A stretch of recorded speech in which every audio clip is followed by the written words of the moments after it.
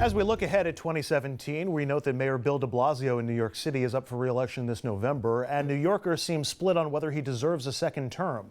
A new poll from New York One and Baruch College shows 43% say de Blasio's earned another 4 years, but 42% say he hasn't. Plus, that same poll shows his approval rating has climbed above 50%, and it's up 3 points in just the last few months. Now, several people have announced their candidacy to run for mayor. Let's start with the Democrats.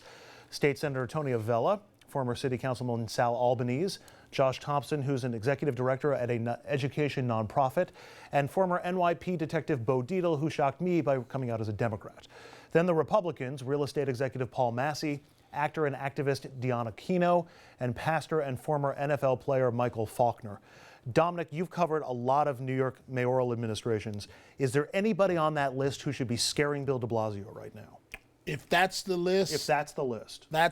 Bill de Blasio is going Yahoo, and he's happy as can be. Not a single person on that list can come close to beating him. No one's going to get to wrestle away the Democratic nomination. That would be a direct slap to any incumbent Democratic mayor.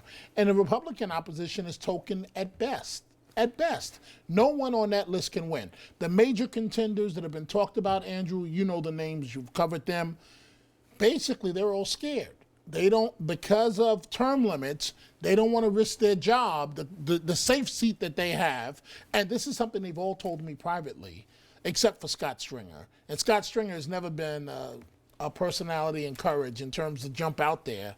So the folks that could beat him, let's keep in mind, there's a player in all of this, in this new year, that's not on that list. His name is U.S. Attorney Preet Bharara.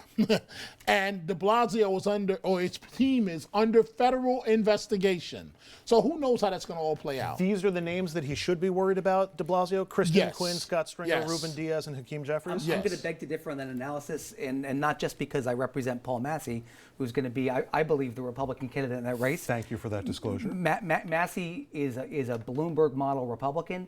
He's a centrist. He's a manager. He works is very, very successful in the 5 boroughs as a commercial real estate broker. But Bill, politically, he's on the back of a milk carton politically. Wait till you see, and that's a lot by intention. You're going to see him rolling out in the beginning of the year. Massey's an impressive guy. Watch him. There's one other name. You mentioned Preet Bharara, but there's one other outside external player in all this who needs to be paid attention to, and that's Andrew Cuomo. Andrew Cuomo, right. We know he hates Bill de Blasio and would love to see a Democrat get into the race, if only to embarrass him or even topple him. Do you think Andrew Cuomo is going to be active in this, is going to be pushing a Ruben Diaz or a Hakeem Jeffries? I don't think Andrew Cuomo will be supporting or supportive of the current mayor. That's very polite. And Andrew Cuomo, Governor Cuomo, has forces that can be brought to bear in a race like this. That's no small thing to have a governor of the same party not supporting the sitting mayor. That's a great point. Go ask David Dinkins when Andrew Cuomo's father, Mario, was the governor and did the report on Crown Heights, which cost David Dinkins re-election. That's a good point. Congressman? But if Andrew Cuomo wants a 3rd term as governor of New York or aspires to be the next Democrat nominee for president of the United States, he's got to be careful not to stick his thumb really deeply into the winning New York mayor's eye, assuming that's de Blasio for a 2nd term. Well, that begs the question, and by the way, it has not gone beyond my intention that in this segment talking about Bill de Blasio, we spend more time talking about Andrew Cuomo throughout all this, much as the governor would want. What can a Governor Cuomo do to impact this race? He can't come out and actively campaign for a rival. What can he do? New York State government is massive. New York State government has tentacles into so many different areas, whether in so many departments and employees, unions that have business before the state. It can have a very big difference. A tacit approval of a Republican or another Democrat can make a big difference in a race like this, especially if de Blasio has problems. And the governor, let's not forget, he's strong when it comes to fundraising. Mm-hmm. So he can send a message to the unions, to his people. Listen, let's max out in terms of this candidate up against de Blasio. He can make de Blasio's life a nightmare, the governor of this state. There are so many things. The congressman is right.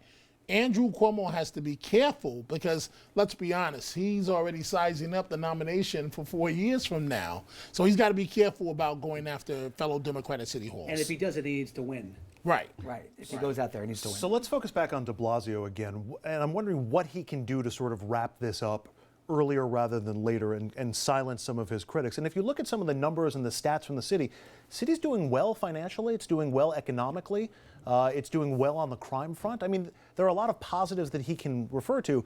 He just has not been particularly good, Dominic, at PR, playing with the press. That's what you call it?